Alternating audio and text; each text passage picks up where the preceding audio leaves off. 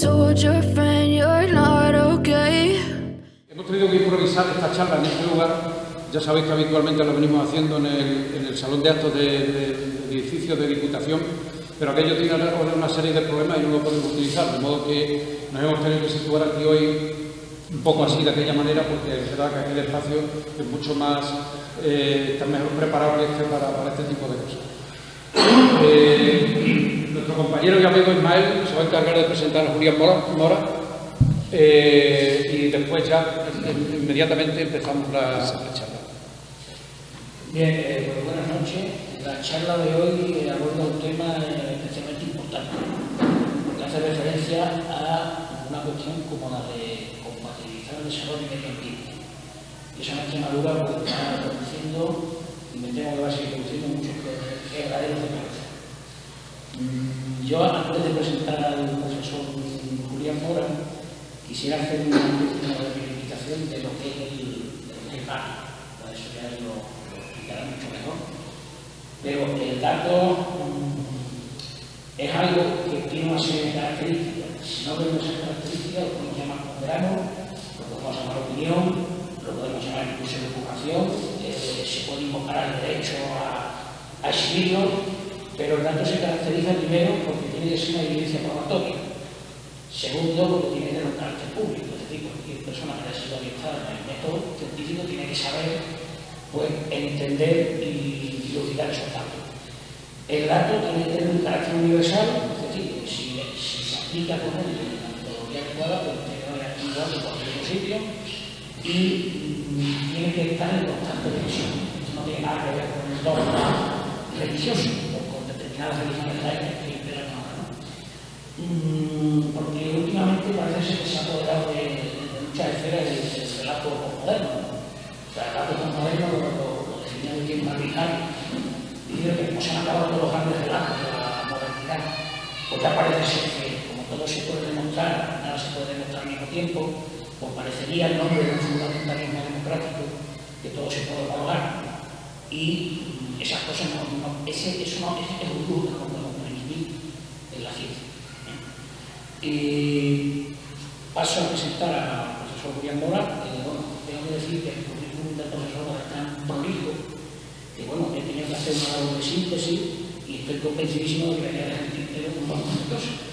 Pues redúcelo. Bueno, el profesor Julián Mora es catedrático de Ordenación del Territorio y Análisis Regional de la Universidad de Extremadura. También es catedrático de Administración y Política Pública y del Territorio en la Universidad de Lisboa. Es doctor en Geografía y Organización del Territorio en la Universidad de Extremadura. Doctor en Sociología en la Complutense de Madrid. Licenciado en Geografía por la Universidad de Extremadura. Diplomado en Ingeniería de Ordenación del Territorio por la Universidad Politécnica de Valencia. Es diplomado en Estudios Avanzados en Sociología en la Universidad Complutense. Es diplomado en Derecho Ambiental del Derecho Colegio de Abogados de Madrid y tiene un máster en Gestión y Desarrollo Local en la Universidad de Extremadura y otro en Urbanismo también en el mismo centro.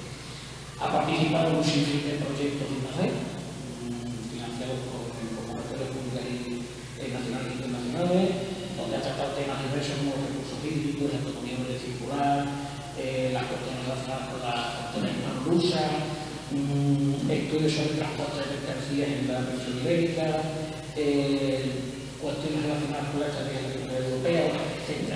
Necesitaremos una ponencia para hablar del progreso del currículum del profesor, ¿no?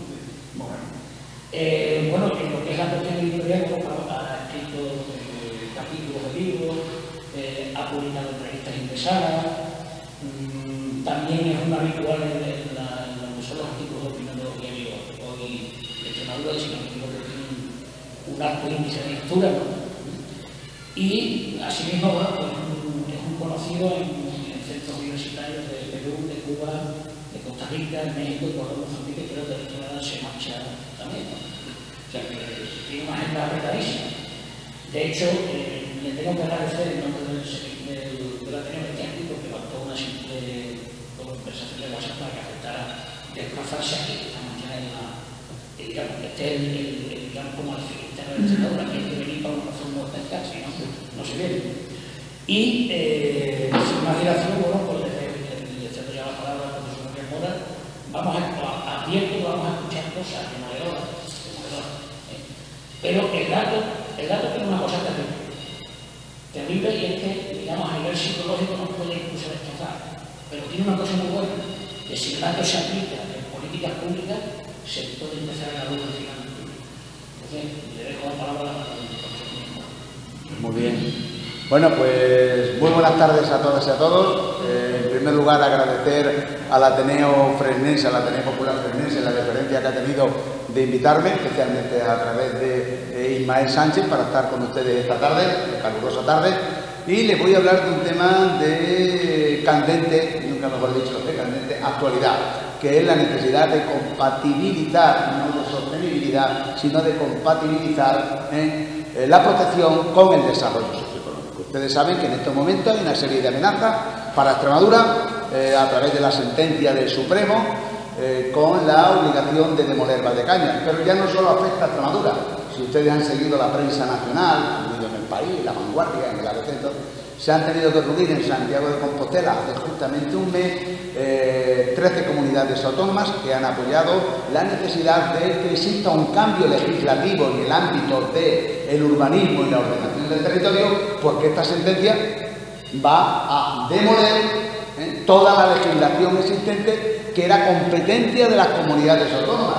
No olviden ustedes que la ordenación del territorio y el urbanismo es una competencia transferida a través de la sentencia del Tribunal Constitucional número 61 del año 97 para darle contenido a la constitución de constituir un Estado descentralizado, y claro, ahora de pronto todas las comunidades autónomas se ven atadas de pies y manos porque hay una legislación sectorial que impide la puesta en marcha de políticas públicas propias de cada comunidad. Y en este sentido, lo que está afectando más como política sectorial es la legislación ambiental.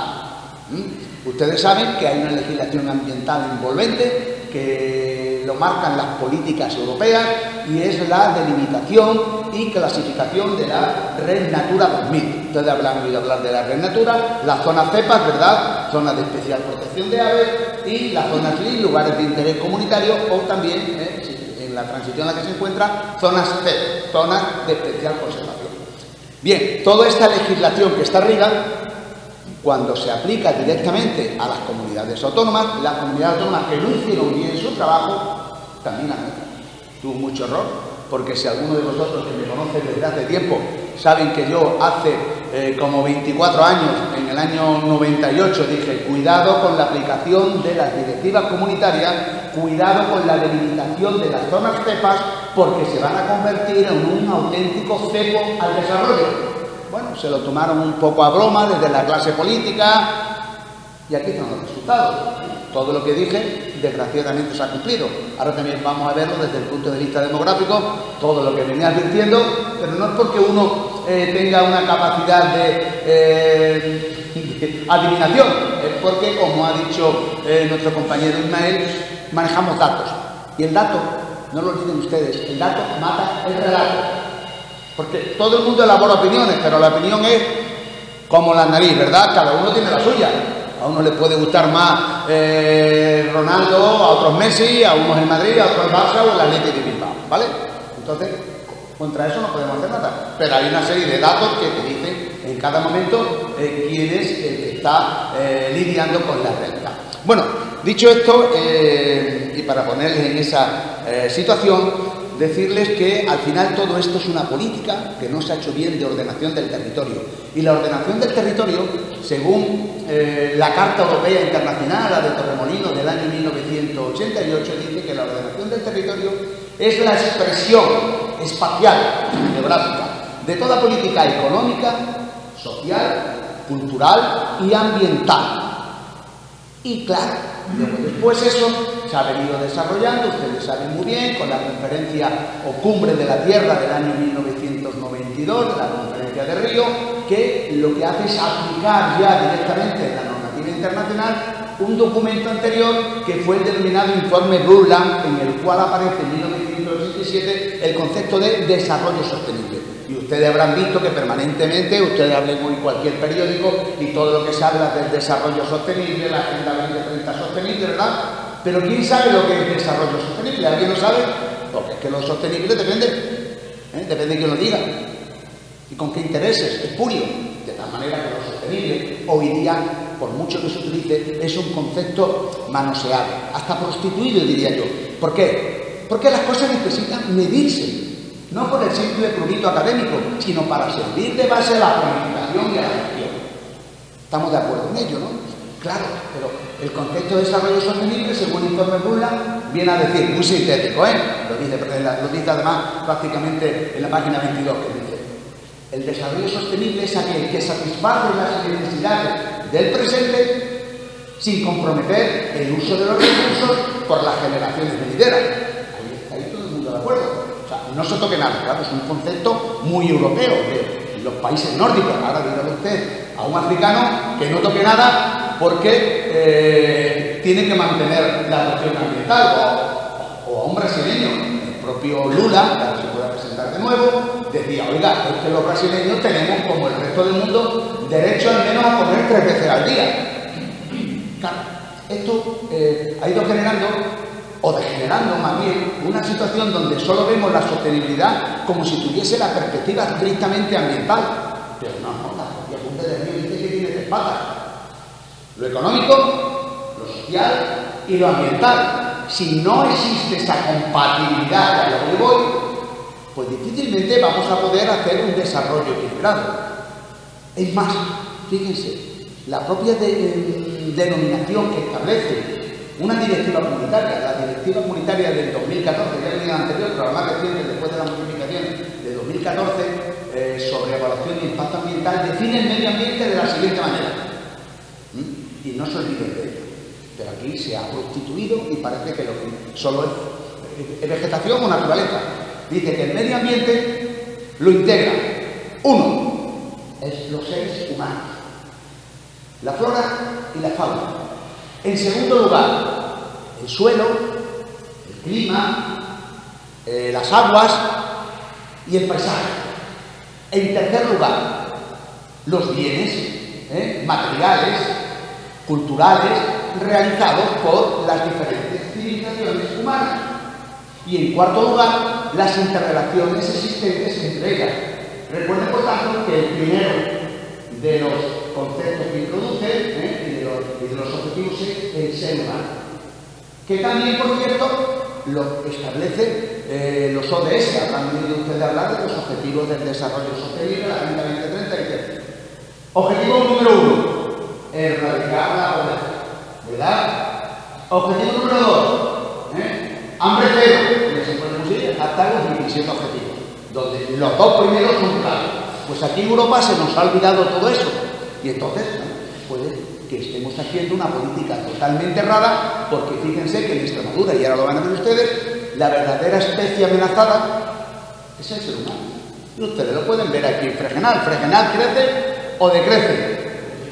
Decrece. Fregenal, si se van ustedes a Alconera, a cualquiera de los municipios de por aquí cerca, o La Paz, no sé qué ya, olviden ustedes cualquier atisbo de vida futura. Bien, me voy a sentar para ilustrarles un poco, en este sentido, esta charla. Bueno, estamos en Extremadura, ¿verdad? Extremadura, si tienen ustedes ahí cuál es el contexto territorial, Extremadura está en una posición claramente del suroeste de Europa y suroeste peninsular. Pero Extremadura, no lo olviden, tengo por ahí, Extremadura, no lo olviden ustedes que tal y como lo ven, tiene la misma dimensión que este país que hay aquí. ¿Cuál es? Bien, Suiza. Tienen ambos 41.000 kilómetros cuadrados. Pero Suiza tiene casi 9 millones de habitantes, ¿verdad? Y además es el segundo país más rico del mundo, ¿cierto? Y tiene más ventajas que nosotros desde el punto de vista físico-natural. Es el país más montañoso de Europa. Sus lagos son naturales, no como los pantanos, sus lagos son naturales y están asentadas las ciudades, han estado en Lausana, en Zúrich, en Basilea, en Ginebra, y son un país, ya les digo, muy rico en términos de PIB. Para que se hagan una idea, nosotros tenemos 18.000 euros por habitante, en Extremadura, España debe matar por los 26, pero Suiza tiene 80.000. Digo, para que se hagan.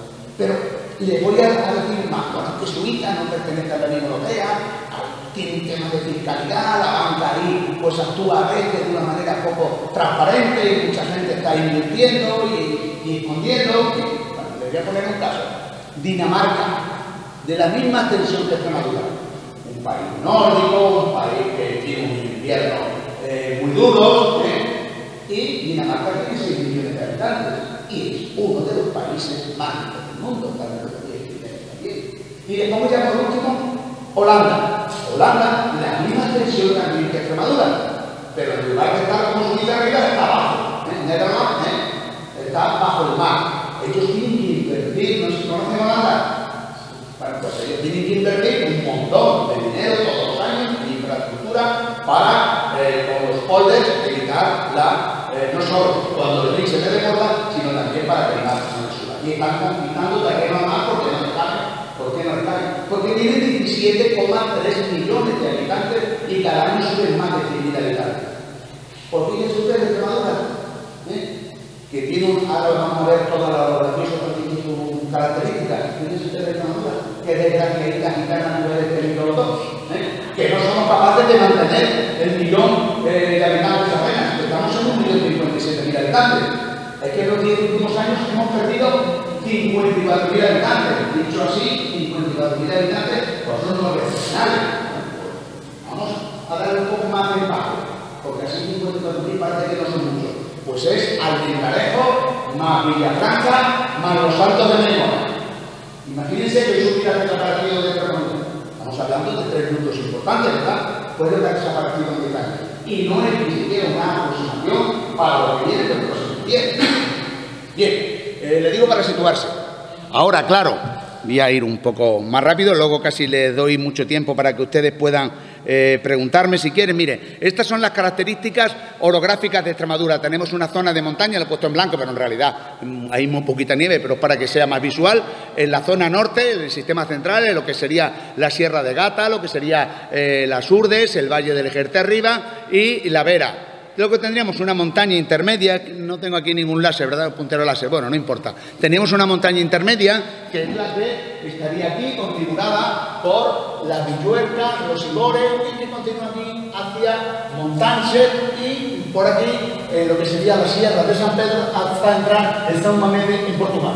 Bueno, y la otra parte, digamos, montañosa, pero de montaña baja, que sería esta zona sur, con el punto de Monasterio, que es el más elevado, y lo demás, esto que ven en marrón claro, sería el paisaje dominante en Extremadura, que es la penillanura arbolada, en el caso de las dehesas, o la penillanura a puro pasto, también de dehesas, pero sin arbolado. Bueno, ¿cuál es la zona al final que tiene más capacidad de sufrir la presión, entre comillas digo lo de sufrir, la presión demográfica? Son nuestras cuencas sedimentarias. Por eso lo pongo ahí en verde, verán ustedes cómo luego esa zona verde, tanto la zona de Coria Moraleja como la zona un poquito del Valle del Jerte, la zona de lo que sería el Valle del Tieta, las Vegas Altas, Vegas Bajas y aquí ya en secano la Tierra de Barro, que son las zonas donde se concentran los asentamientos, digamos, de mayor densidad y mayor tamaño. Los núcleos que ustedes conocen. Ahora lo verán. Extremadura está constituida por 388 municipios, ustedes más o menos los conocerán, por lo menos los del sur, los que tienen aquí próximos. Y dentro de eso, miren ustedes, les quería preguntarlo, con esas características tan favorables, sin embargo, Extremadura, desde el año 1900 hasta el 2020, en los últimos 120 años, ha tenido un crecimiento significativo hasta los años 60, cuando empieza el proceso de migración, la población se va yendo, al mismo tiempo sigue teniendo todavía un crecimiento natural positivo, crece un poquito entre 1986 y 91, por el retorno de los primeros migrantes que se fueron, que vuelven en algún caso a su núcleo de origen. Luego crecemos un poquito entre el 2001 y el 2011 a modo de espejismo y desde entonces hemos entrado en un proceso de caída permanente.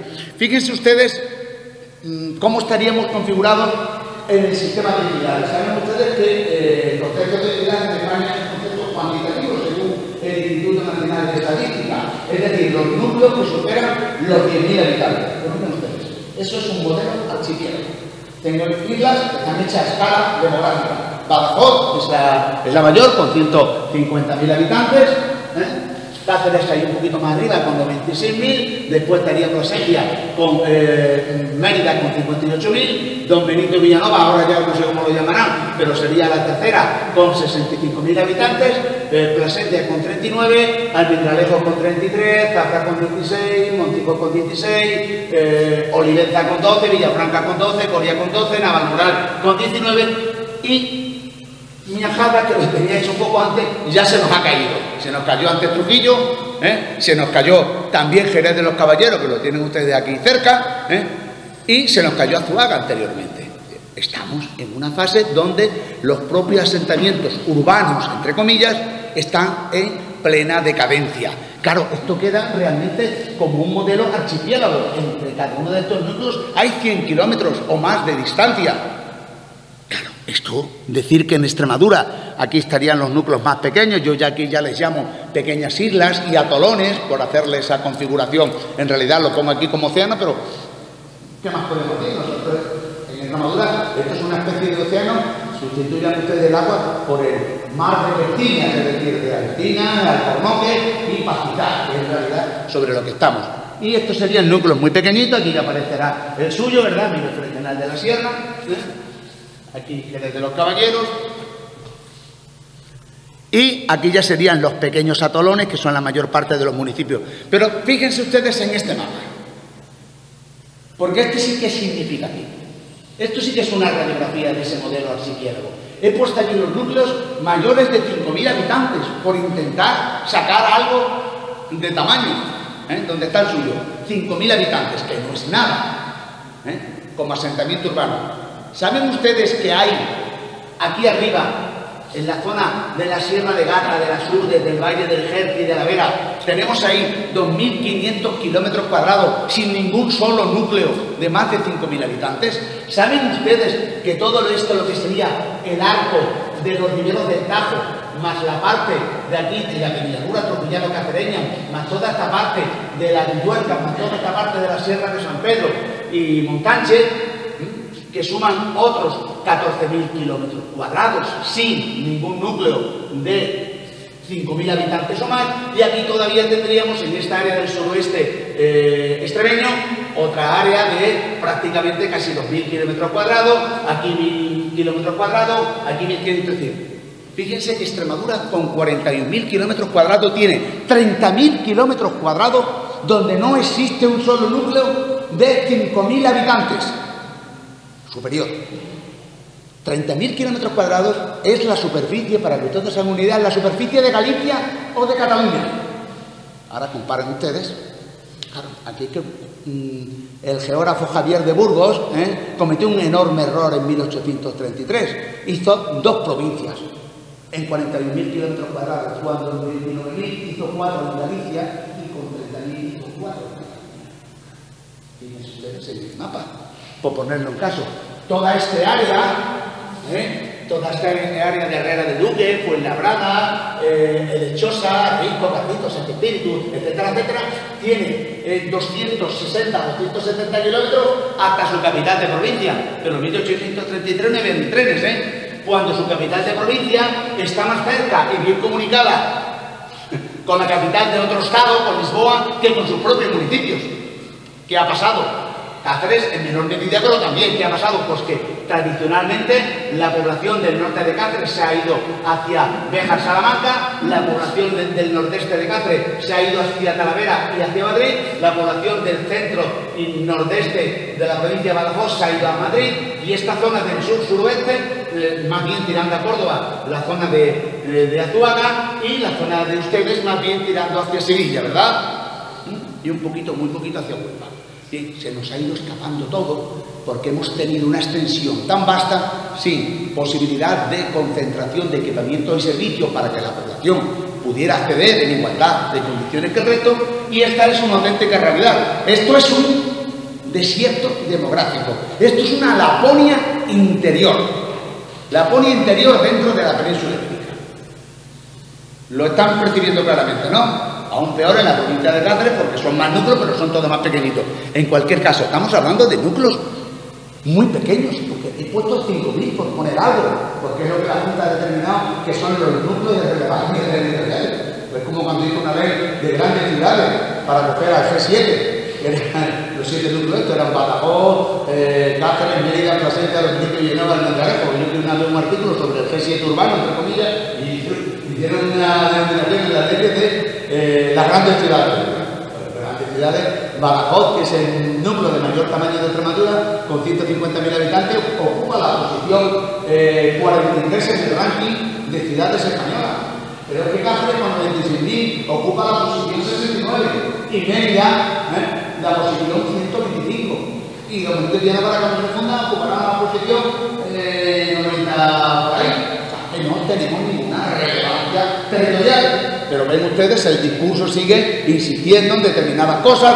Estuve, cuando fue, antes de ayer, en el Colegio de Abogados de Cáceres, impartiendo una conferencia para los abogados, y hubo, después de mí, terminó un alto técnico de la Junta, y parece que no se había quedado la conferencia, porque decía que tenemos una gran presión urbanística en Extremadura. No se está usted dando cuenta que nuestros núcleos rurales, que son casi todos, son auténticos asilos naturales ancianos. ¿Cómo me está diciendo usted que hay presión? Claro, solo para el ¿cómo me dice usted que hay presión urbanística si lo único que está creciendo son los cementerios como suelo urbanizable? Todavía hay esa concepción. Bien. Voy a ir un poco más rápido porque hemos empezado un poquitín más tarde. Bueno, estos ya serían los núcleos, como ven, están ya una especie de tupida malla de núcleos, pues todos muy pequeñitos, porque en realidad es lo que tenemos. Y si se dan ustedes cuenta, Extremadura ahora mismo tiene 1.057.999 habitantes. Pero si es verdad que durante los años 60, 70, 80, 90 hasta el 2011 los municipios rurales habían ido desde los 40 y 50 de la cima a la cima, también dije en el 2011, y tengo artículos escritos también en la prensa, en la televisión, una cosa que yo publique en entrevistas científicas, que se utilizar la metodología, el marco de una manera, pero yo luego le doy el toque, digamos, más divulgativo para que la gente, yo creo que como universidad tenemos que contribuir para que la gente también lo reciba y la clase política tenga una idea de lo que tiene el mundo académico de cómo funciona. Y advertía de que en los próximos años, hasta el 2020, Extremadura iba a perder mucha población y que lo principal es que iba a haber un cambio, ya no iban a ser los núcleos rurales, sino que yo empezaba ya a detectar, por las predicciones que hacíamos, primero como dientes de sierra, que vamos a tener un momento de crecimiento, un momento de bajada, en nuestras ciudades, hasta llegar a un momento de meseta, que ya lo hemos tenido, que ya empieza el tobogán de la vida. Estamos en esto. Fíjense ustedes que el año pasado, perdieron hasta los minutos que era que más se mantenía, perdieron los habitantes. Pero Cáceres perdió casi 1.000 habitantes. Pero qué presencia, eso el año pasado, 2021, pero qué presencia en 2020 había perdido los habitantes. Pero es que Almendralejo, que tenemos que tener había perdido en los últimos 4 años 3.000 habitantes. Digo, Coria ha perdido 1.000 habitantes. Quiero decirles que se ha extendido como metástasis este despoblamiento también en nuestros núcleos urbanos, que son de escasísimo tamaño. Uno cuando empieza a ver que estamos en una situación de declive demográfico, producto de un escaso desarrollo económico, y además nos dice, mire usted no tiene que hacer absolutamente nada porque usted tiene que proteger aquí. Es que yo quiero proteger. Si es que en Extremadura el paisaje, el que tenemos, este de la dehesa o el del regadío, es un paisaje que no es natural, es un paisaje antropizado, transformado por nuestros antepasados a lo largo de la historia para poder vivir.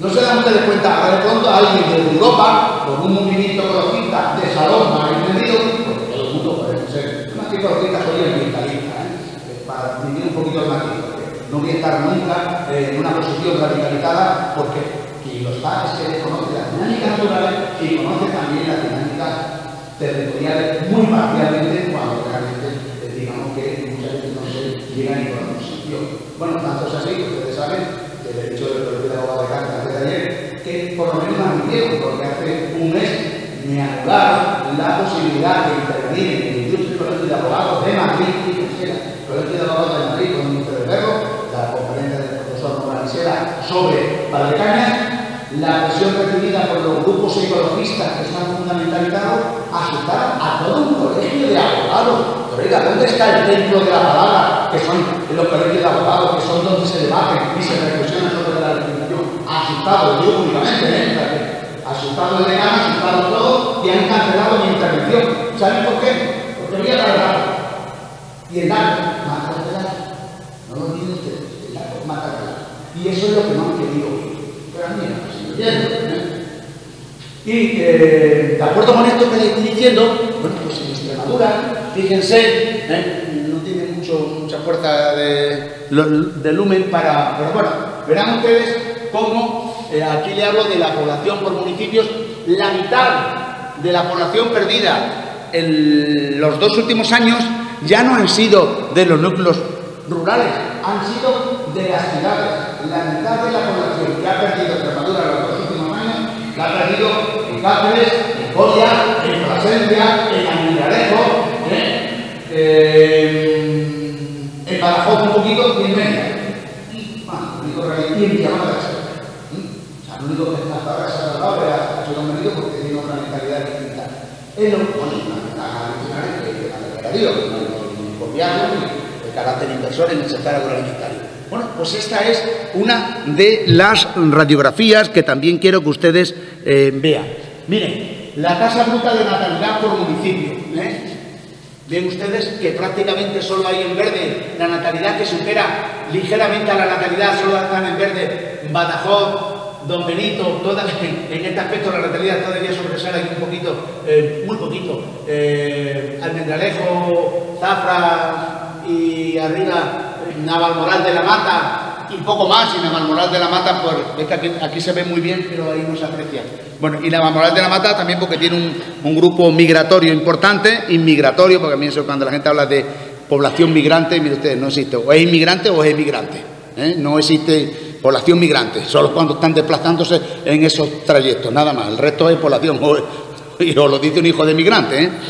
Bueno, pues si se dan ustedes cuenta, la tasa de mortalidad por municipio es realmente solo positiva. Lo pongo en verde para que no sea ya una situación tan tétrica. Lo pongo en verde, pero estamos hablando de tasas de mortalidad que están en torno al 10 por 1000. Pero si lo ven ustedes aquí ahora, miren, aquí ya se ven cuál es el crecimiento natural. Badajoz, Mérida, Don Benito y arriba un poquito ahí Plasencia, por lo mínimo, crecimiento natural ligerísimamente positivo, es decir, que los fallecidos son un poco menos que los nacidos, pero eso se rompe de aquí a 2 años en estas ciudades, ya se lo digo yo, de aquí a 2 años no existe. Y en toda la región, si ustedes leyeron la nota de prensa que el Tribunal Superior de Justicia de Extremadura sacó antes de ayer, pues saben ustedes que ha pasado, ¿no? Que el número de óbitos, fallecimientos ha duplicado el de alumbramientos, 11.500 fallecidos por 6.250 nacidos. Esa es la realidad global. Solo se han salvado de estos pequeñas ciudades y que en 2 años ya no van a tener crecimiento positivo. Cáceres, ni Badajoz, ni Plasencia, ni Don Benito, ni ninguno. Estamos en una fase ya prácticamente de caída sin ningún elemento de amortiguación. Y aquí veremos los índices de vejez, también puesto aquí en verde para que no se note mucho los que están por debajo del 18% de ancianos, que serían prácticamente los de Las Vegas, como hemos dicho, Badajoz, Olivenza, Almendralejo, Mérida, Don Benito y Cáceres, y arriba un poquito la zona de Navalmoral y Almaraz, por razones obvias. El resto verán ustedes que en algunos casos todo esto son crecimientos muy elevados y los rojos elevadísimos. Es decir, que Extremadura está verdaderamente en una metástasis total. Esto que les decía hace un momento, que era realmente asilo natural de anciano, pues así son los 370 de los 388 municipios totales con los que cuenta Extremadura.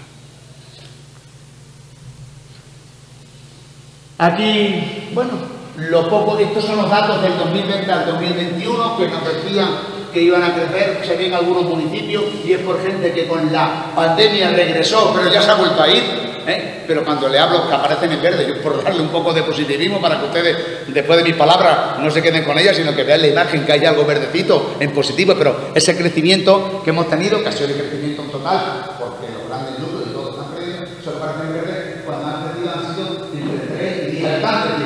La familia que dijo a la abuela mayor que vivía en Madrid Barcelona, mira que con la COVID mejor que estés en casita, algunos le acompañaron, algunos pudieron hacer teletrabajo, poco y se han quedado en el pueblo, pero esto es insignificante, lo pongo un poco como mapa para poder, digamos, verter una imagen un poco más adecuada. Bueno, si ustedes ven aquí la pirámide de Extremadura en el año 2021, yo siempre actualizo los datos, por eso del relato, porque si no, cuando escucho todavía gente que dice Extremadura es una región eminentemente agraria, digo, y esta persona se ha quedado colgada en los años 70, se le paró el reloj.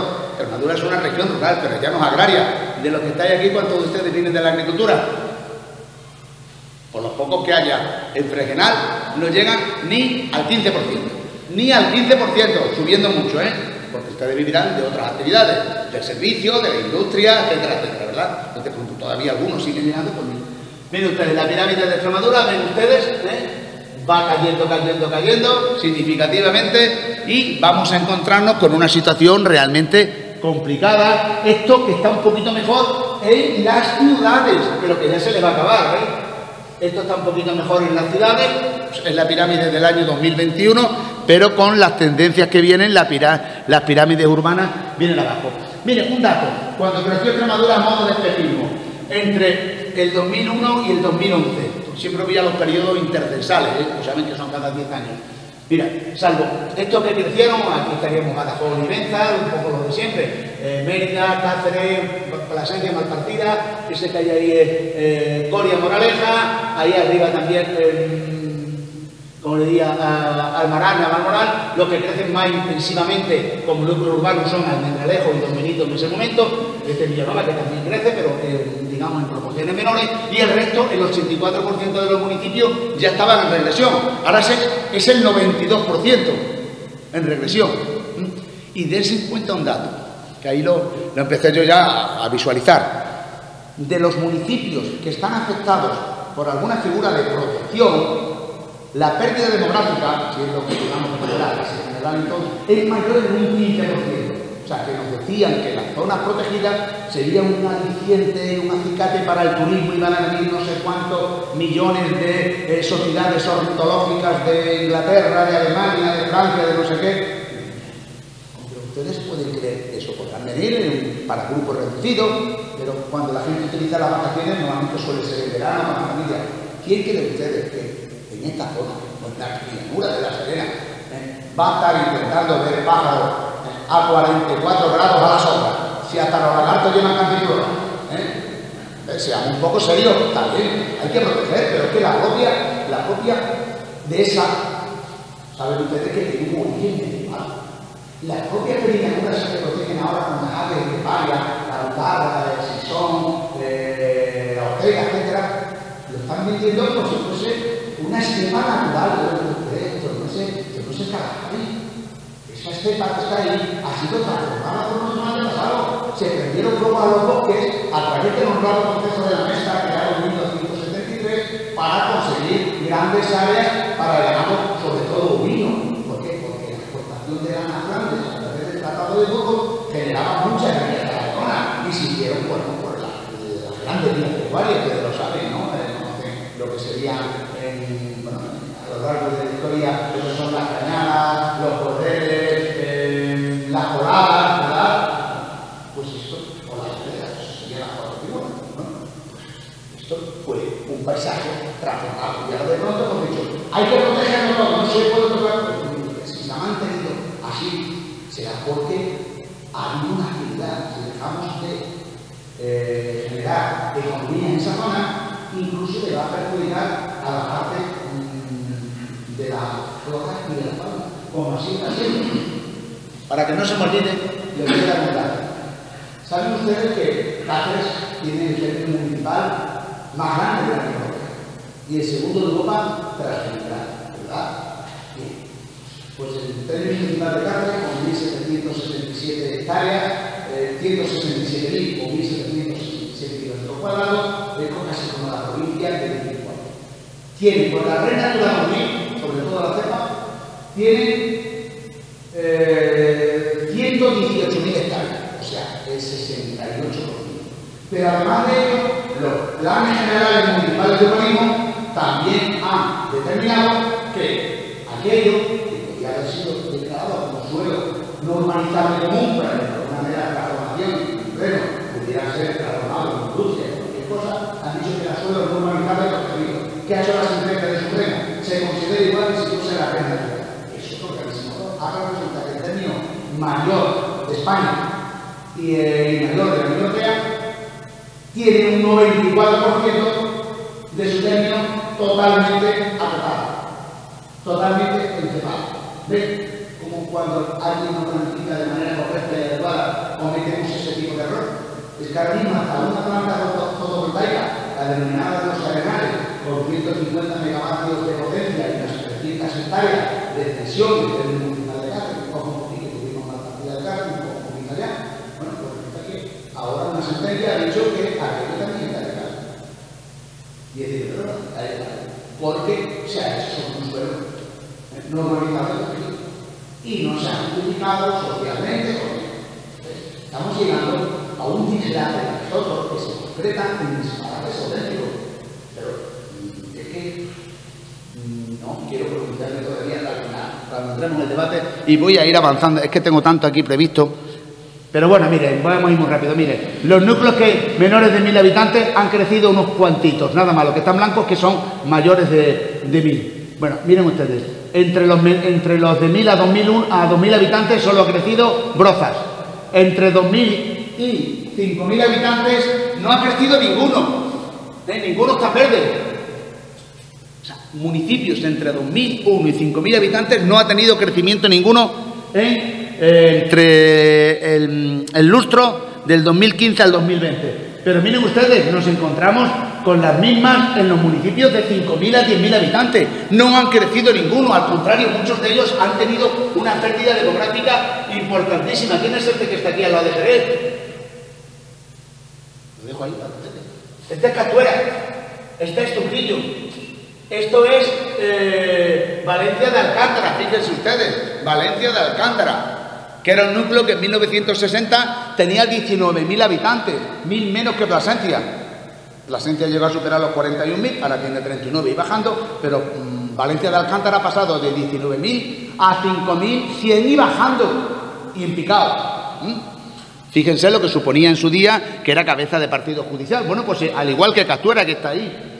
Miren, y de los municipios de más de 10.000 habitantes, donde están ya nuestras ciudades, ha perdido Olivenza, ha perdido Zafra, ha perdido Villanueva, ha perdido Coria, ha perdido Plasencia. Solo han crecido un poquito Mérida, Cáceres, digo por el lustro, porque Cáceres, si cogemos solo el último año, es una caída estrepitosa. Mérida y Don Benito. Los demás han perdido. O sea, hasta los núcleos urbanos están perdiendo población en el último lustro. Porque claro, muchas veces salen publicados los periódicos. Desde el 2000 al 2020, en estos últimos 20 años, no, mire usted, no me haga los 20 años. Es como si a mí me dicen, oiga, ¿usted cómo está? Yo, ya sé que he tenido radiografía de hace 20 años. Pues estoy fantástico. Tengo bajísimo el colesterol, tengo la glucosa magníficamente, no le hipertenso entonces. Se puede generar como todo el mundo. La crítica de hace 20 años no me vale. Por eso hay que utilizar la más reciente, lo del último, que es el que nos da la evolución de cómo estamos. Bien, y en este sentido, ya les digo que la realidad es que el crecimiento natural prácticamente es negativo en todos los municipios de Extremadura. Es que no se aprecia de verdad. Con esta imagen que yo tengo aquí, esta que aparecen ustedes aquí como marroncillo, es amarillo, bueno, en fin. Todos los municipios, a excepción de Badajoz, Mérida, Don Benito, todos los municipios están en estos últimos 5 años perdiendo población. Crecimiento, no ya perdiendo, crecimiento natural negativo, es decir, que son más los fallecimientos que los alumbramientos. ¿Vale? Bueno, y si nos vamos ahí, desde el 2011 al 2020, bueno, pues solo ha crecido muy poquísimo, pues esto, Zafra, Don Benito Villanueva, no, Villanueva no, un poquito ahí porque también parte del término Don Benito, Mérida y Cáceres. Bueno, en el último lustro, pero un dato significativo, me voy a ir un poquito más rápido, miren ustedes, en el último lustro, en Extremadura hay 110 municipios, de los 388, 110 municipios en los que no ha nacido en uno o en los 5 años nadie, no hay ningún bebé. Esto es realmente una situación calamitosa. Me decía una vez, oiga, pero claro, como han nacido en el hospital de Cáceres o en el de Don Benito, en nuestra esencia, parece no, los niños cuando nacen se inscriben por residencia materna, o sea, pueden hacer el hospital que quieran, pero se hace de donde suceda, ¿vale? Lo que hay ahí son 110 municipios donde, prácticamente un tercio, donde no ha nacido un niño. Pero es que esto va a seguir aumentando en los próximos años. Vamos a tener de aquí a nada la mitad de los municipios donde no van a nacer ningún niño. Por una razón, por ese fuerte envejecimiento que le estoy señalando y que tenemos en la mapa. Ese fuerte envejecimiento, saben ustedes que las personas mayores no solo no se reproducen, sino que a muchos se les ha olvidado. Eso es una realidad evidente. Esta es la pirámide, miren ustedes lo bien que estábamos relativamente en el 2001, pero estos grupos, ya esto en el 2018, los que estaban aquí han pasado a esto. Nos estamos envejeciendo y, como ven ustedes, hay una reducción importantísima en los grupos de base, en los jóvenes, y van aumentando considerablemente, lo ven ustedes arriba, el grupo de mayores, porque nos estamos envejeciendo de manera acelerada. Y fíjense ustedes, yo que soy de los años 60, cuando lleguemos los hijos del baby boom, los que nacimos entre el 60 y 1975, que ya estamos muy cerca, a los 65, 66 años de jubilación, desde aquí a un lustro empezaremos, verán ustedes una cosa realmente dramática. Es decir, que nos vamos a jubilar en los próximos 15 años el triple de los que van a nacer.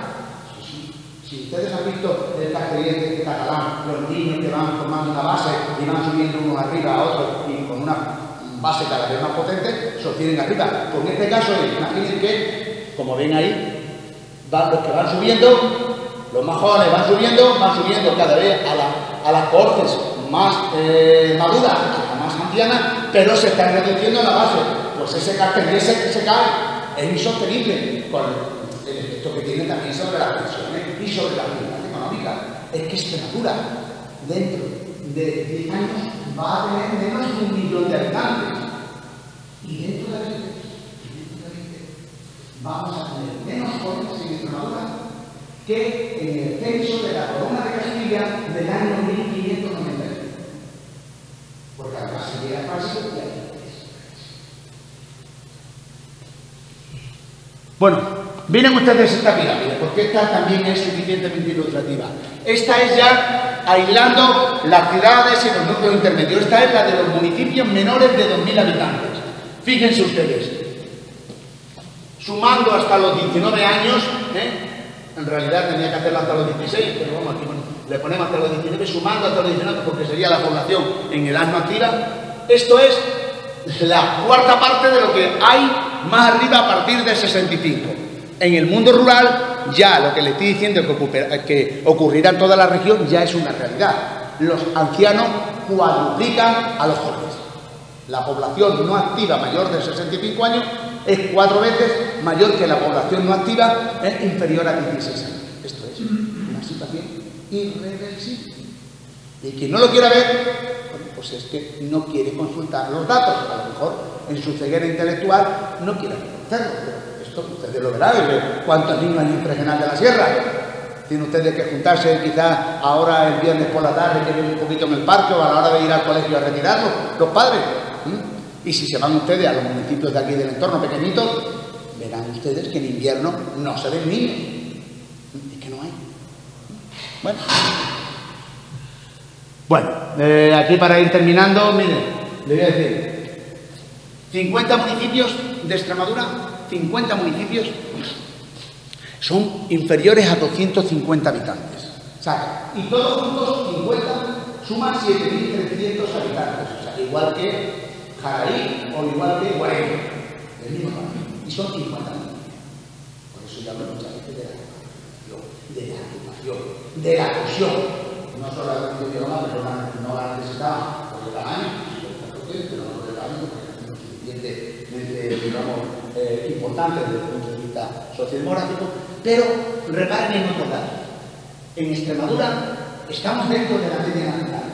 Estamos en que 283 municipios, o sea, el 73,1%, por redondear, 3 de cada 4, tienen menos de 2.000 habitantes, igual que la media española, porque la media española le mete Galicia, le mete Asturias, le mete Cantabria, le mete Aragón, le mete parte de Castilla, estamos en la media. Pero ¿cuál es el problema? Es que en España la población rural inferior a 2.000 habitantes, por muchos municipios pequeñitos que tienen, solo suman el 3%.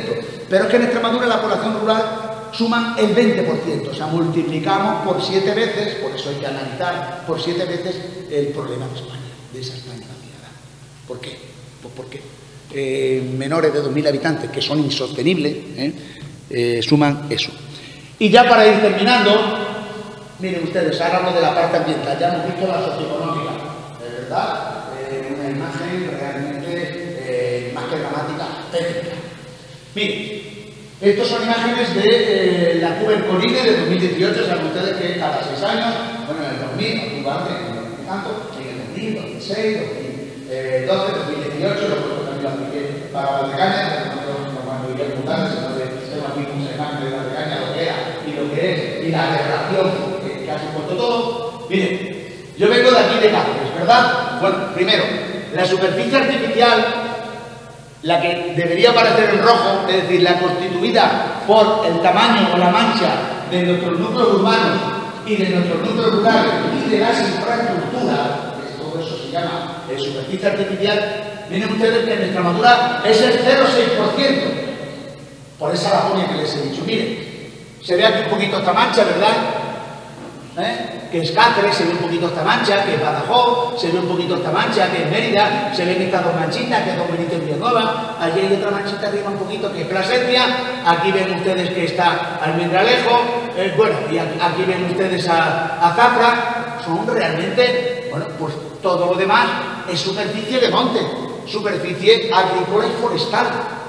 Miren, yo cuando voy de Cáceres, como vivo en Cáceres, les voy a poner, para que ustedes hagan una idea, excluyendo el tamaño de los núcleos, lo que yo transito, como transito desde Cáceres a Badajoz, las dos capitales de provincia tienen 90 kilómetros de distancia, yo le pongo un buffer de 10 kilómetros a un lado y otro de la carretera.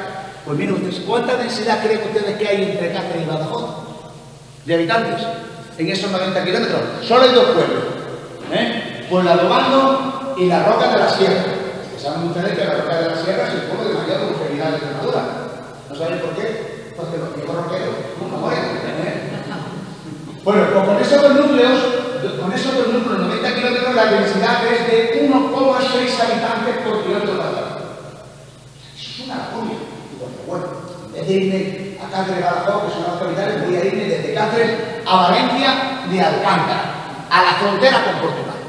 Cáceres, Valencia de Alcántara. 106 kilómetros. ¿Cuál creen ustedes que es la densidad? El núcleo mayor de Valencia de Alcántara, Marea, Lisera, Río, etc. ¿Cuánto creen ustedes que es la densidad?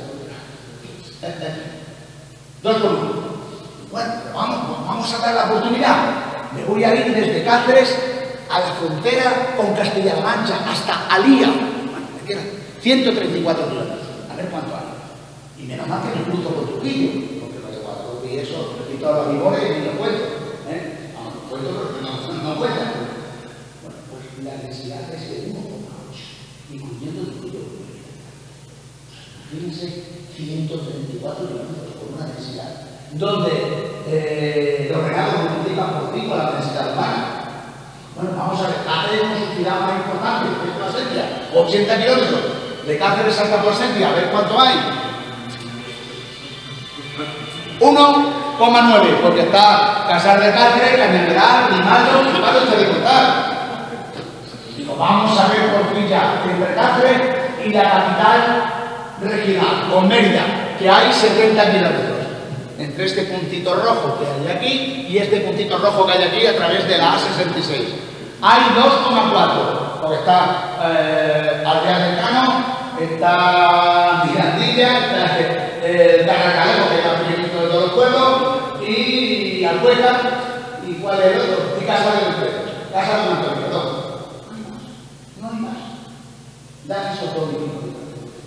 Esa es la auténtica realidad que desconocen en la propia Junta de Extremadura, donde toman decisiones, donde elaboran leyes como la de Sotel, que era la ley del suelo y ordenación del territorio de Extremadura del año 2001, que yo tengo el doctor el borrador, lo que tanto, que todos se enfrentaron conmigo, este hombre está contra el gobierno regional. Usted no puede poner una ley calcada de la valenciana.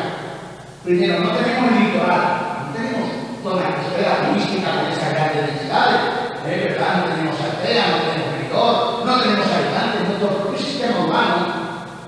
El Madrid de Badajoz con 150.000, ¿cómo lo vamos a comparar con Valencia con 810.000? Cáceres, ¿cómo lo vamos a comparar con Alicante con 340.000? O con Castellón con 210, como ya le he dicho, el caso de Benidorm y toda esa densidad, el COVID, también. Mira, es que nosotros tenemos 25 habitantes por kilómetro cuadrado y ellos tienen 225. ¿Cómo ustedes me pueden decir que hay que controlar en Extremadura la expansión del suelo urbano? Si yo soy famélico, ¿cómo usted me va a aplicar la misma medicina que a Valencia que están gordos y oberosos, porque han crecido mucho durante mucho tiempo? Ah, que usted no le beneficia a ellos. ¿Qué coma bien? ¿Famélico? Lo que le ponga dieta, pues no, me pongo una dieta como si yo tuviese famélico. ¿Qué hacemos? Seguir enviando jóvenes a la inmigración, seguir, cuando ya tenemos la referencia de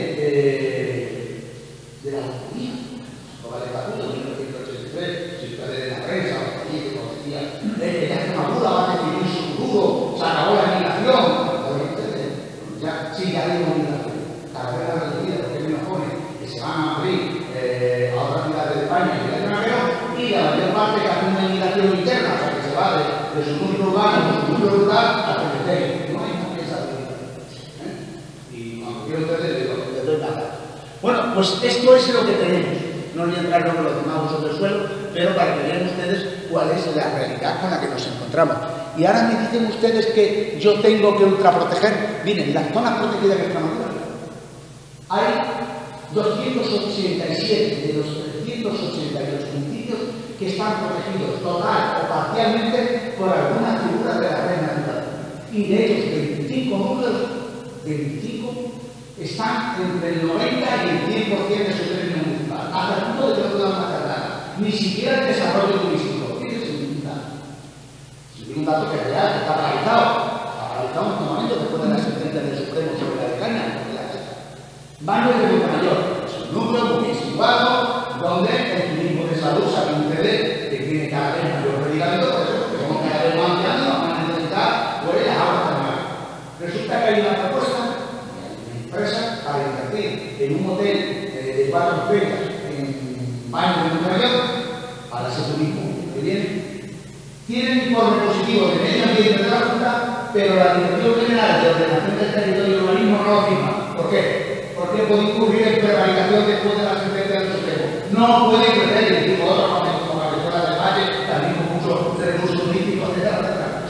Hemos llegado a una locura que todo cambiamos, menos mal que ya el discurso de la Junta de Extremadura ha asumido el mío, menos mal que ya lo ha asumido y se ha dado cuenta. Estuve en el ley de presidente y están encantados con esta historia, pero estoy dando lo diciendo desde el año 98. Oiga, es que ha tenido que llegar el Tribunal Superior de Justicia de Extremadura y después el Supremo para decirnos que, fíjense ustedes, proteger como humedad natural.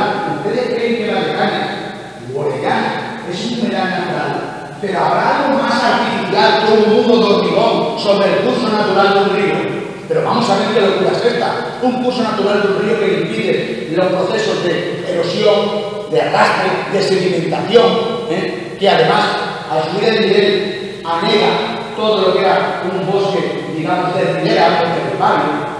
Todo esto, además también de las especies piscícolas, la losa, los sábalos, las anguilas, ya no pueden.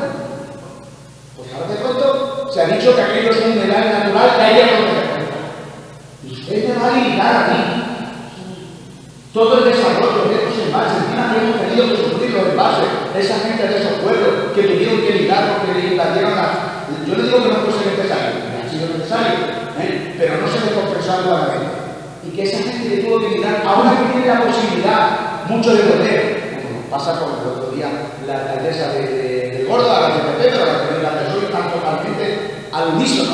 Diga que nosotros ahora, ¿qué ocurre? Que nos tendremos que volver a ir otra vez como hicieron nuestros abuelos. Pues esta es la auténtica realidad. Pero bueno, esto es una irracionalidad, una aberración, desde el punto de vista técnico, desde el punto de vista científico y hasta desde el punto de vista de la interpretación. Porque las cepas tenían unas áreas de uso general para permitir determinadas, digamos, funcionalidades. Sin embargo, me han dicho que aquí nada de nada. Me ha guardado la libertad de desarrollarme. Por eso, estoy pensando en un artículo que tenía para acá, voy a invocar el derecho al territorio. ¿Saben qué es el derecho al territorio? Marco no desarrollado, después me dando de vuelta. Es el derecho a que nosotros, los extremeños, podamos vivir en el mismo espacio que han vivido todos nuestros antepasados, que han sido los auténticos articuladores y modeladores de este paisaje. ¿Por qué nosotros no vamos a poder vivir? ¿Qué significa? Que no, que se va a estropear la naturaleza, por todo lo contrario, y nos la hemos creado antiguamente nuestros antecesores, y nosotros tenemos que seguir compatibilizando. Por eso yo hablo de sostenibilidad, de compatibilidad. Y la compatibilidad sí hay indicadores.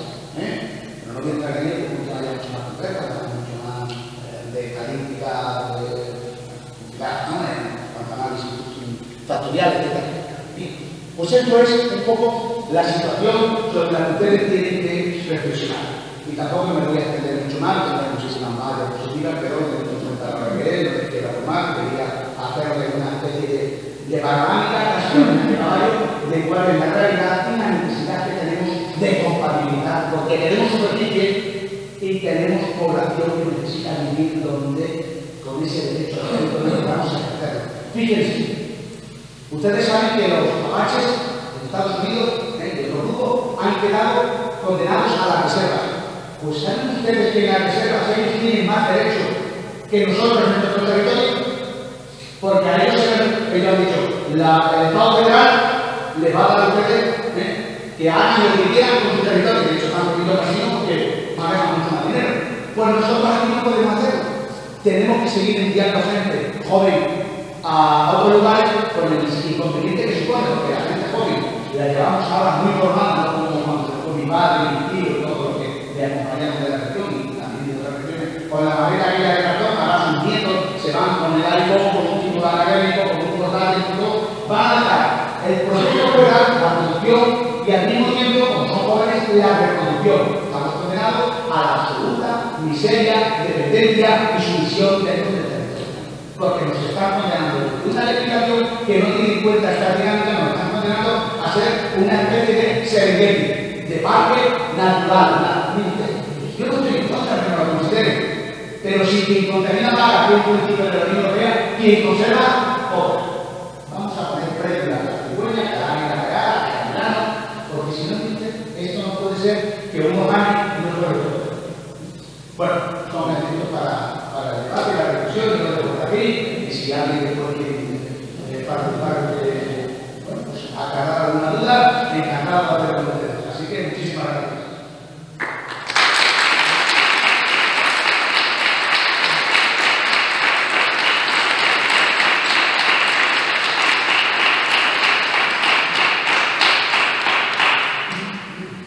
Bueno, pues yo creo que nosotros hemos estado de acuerdo en que la exposición que nos acaba de hacer el profesor Mora Nisedad de proteger diferentes asuntos al plenario, creo que podemos estar de acuerdo en total o parcialmente, pero sí es verdad, muchas de las cosas que ha tocado, bastante las cosas que ha tocado, son irrefutablemente ciertas, es decir, no hay otra versión más práctica. Así que, como viene siendo habitual en las charlas, abrimos un espacio para coloquios, si alguien quiere intervenir para hacer algún tipo de pregunta. En este momento, no lo sé. En primer lugar, felicitarlo por la charla, me ha parecido muy interesante. En segundo lugar, en todas las charlas no ha pronunciado usted la palabra propiedad de la tierra. Propiedad de la tierra cuando estamos en un medio rural, cuando aquí todavía hay muchísima gente que quiere dedicarse a la agricultura y cada vez más concentración de tierra en grandes empresas, en grandes propietarios, y a la gente le cuesta incorporarse al campo. Y tercero, ¿cómo conseguimos tener un aumento de población y llegar, pues a lo mejor, hasta la mitad de las rentas de Suiza? ¿Hasta la mitad? De las ventas de Suiza. La mitad de la renta. Bueno, vamos a ver. Respecto a la propiedad de la tierra, le tendría que decir lo siguiente. La tierra ya no es como la época de Carlos Más, la tierra trabaja. La tierra ha perdido un valor enorme.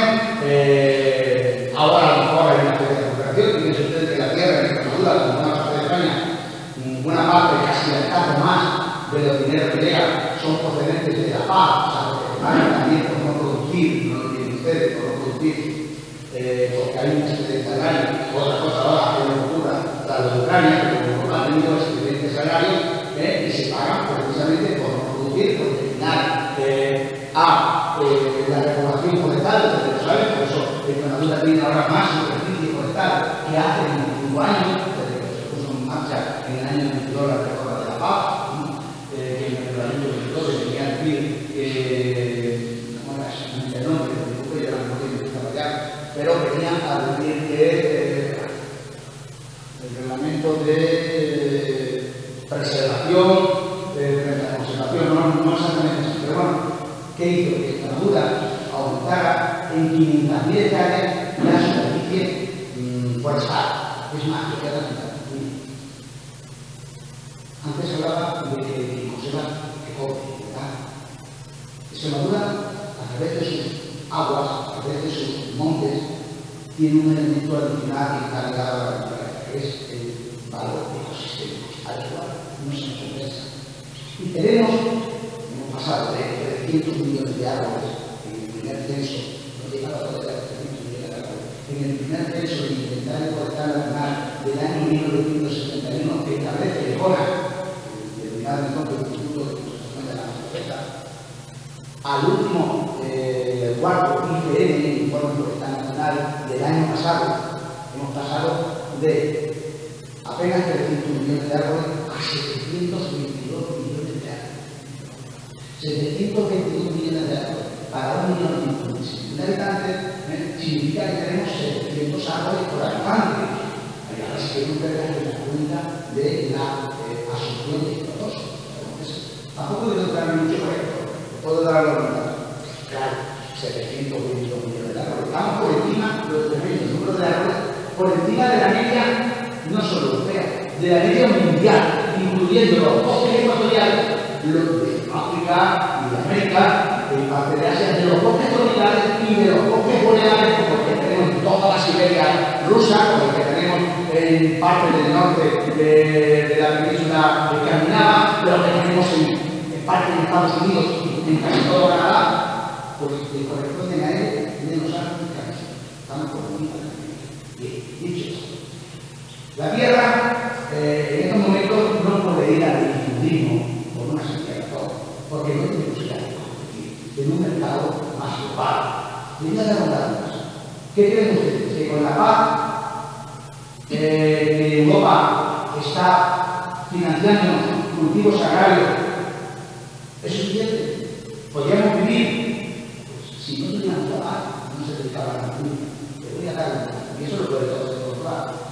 La puesta en un barco en el puerto de Santander, de Estados Unidos, sea de maíz o sea de arroz, que son mujeres que tienen todas las grandes extensiones de Estados Unidos en una parte, de Missouri, Ohio, ¿verdad?, de Mississippi, porque son grandes extensiones muy productivas, es más barato una tonelada de maíz comprarla a los Estados Unidos o a Argentina, que igual, que a nosotros productiva.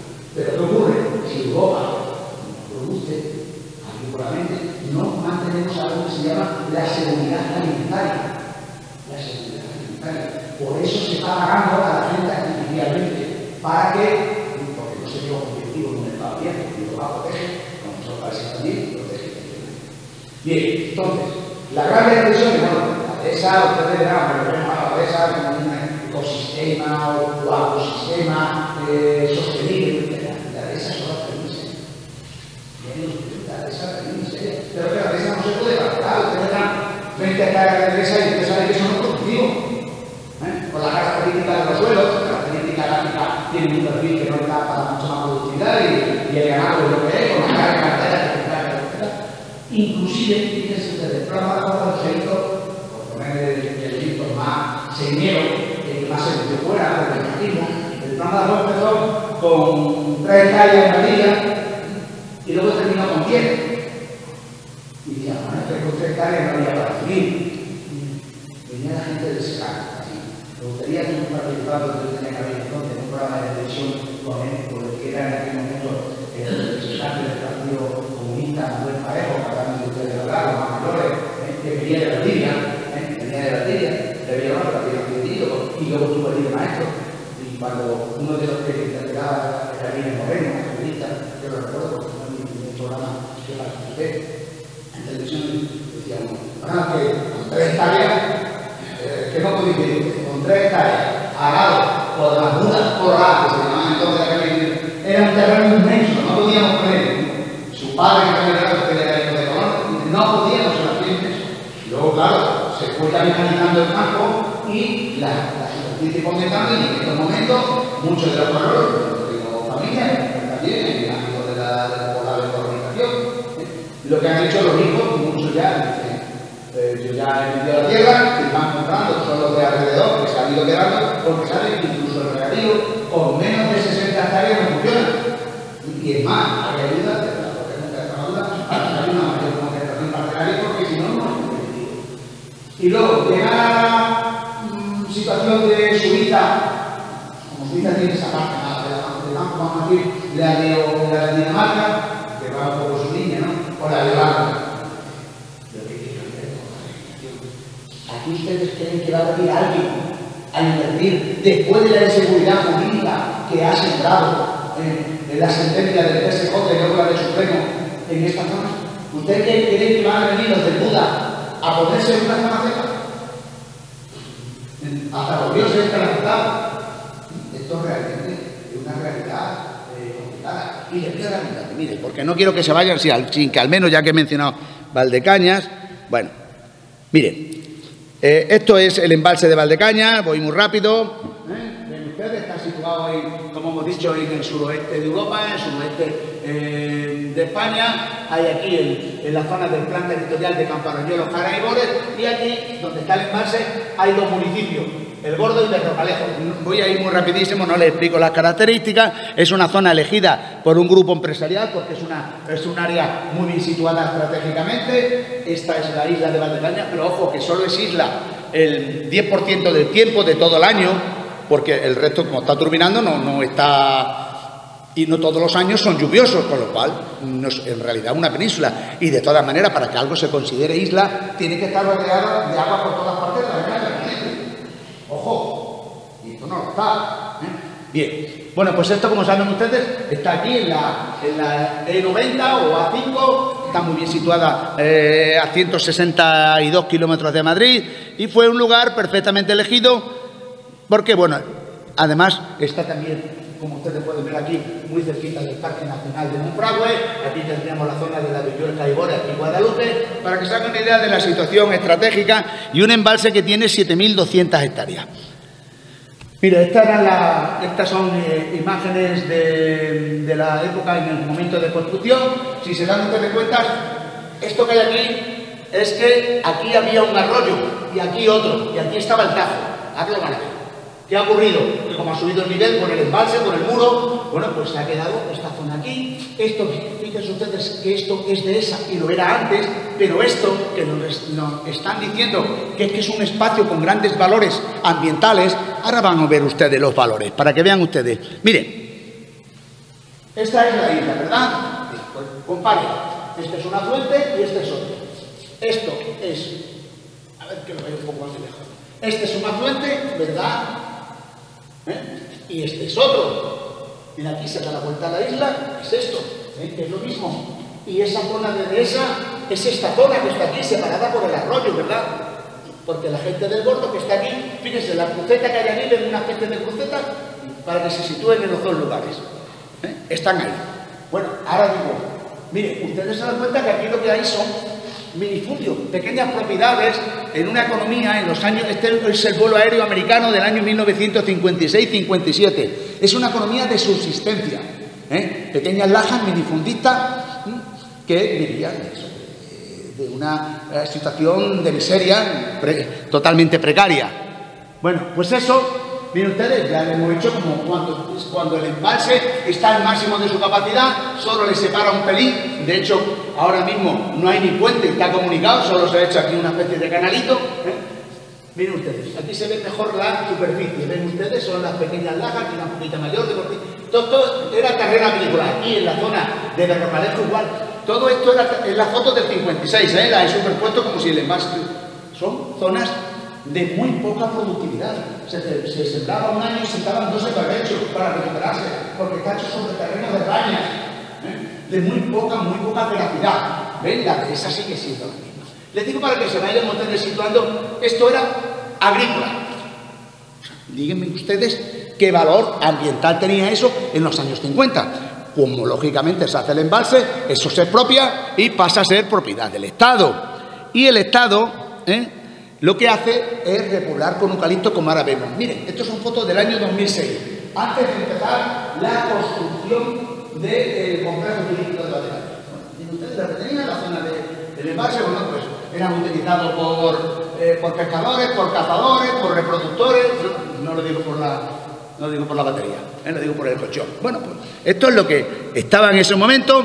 Aquí lo pueden ver ustedes, miren, los eucaliptos. Recuerden ustedes que casi el 80% de la superficie forestal era de eucalipto. El eucalipto que está aquí, en torno al 16% de bosque de encina, que se mantiene. Y los eucaliptos, muchos de ellos se han arrancado, otros se han quedado en los límites de protección del embalse. Pero el eucaliptus, que ahora nos dicen que esto era natural, oiga, que el eucaliptus, según el propio Ministerio de Agricultura y según toda la bibliografía sobre flora internacional, dice que es una especie invasora, que además calcifica los suelos y es que debajo no crece absolutamente nada. Pues ahora de pronto, yo te escuché una fiscal, pero no, que no me pude callar, que decía que es que todo tiene valor. Digo, claro, por supuesto. Miren ustedes, estos son los bosques de eucaliptos, y esta es la realidad. No hay ni sotobosque, no hay ni matorral. Mira, esto es como estaba, todo esto le estoy hablando del año 2006. Fíjense, se abandona la actividad agrícola de la isla después de aquello, después de haberse construido el embalse, y se repobla con eucaliptos. El 73% de la isla era eucaliptus, pinos en torno al 10% y el resto, en torno al 77% que les he dicho antes, eran de encinar. Se repuebla el eucalipto igual como parte del Parque Nacional de Monfragüe, porque se iba a construir una celulosa en la abandonada de la. Ya antes hemos visto que era agrícola, con poca productividad, luego ¿cómo a alguien se le ocurre decir que esto tiene un valor económico inconmensurable y que el embalse es un humedal natural? ¿Ustedes no entienden? Pues yo no lo entiendo.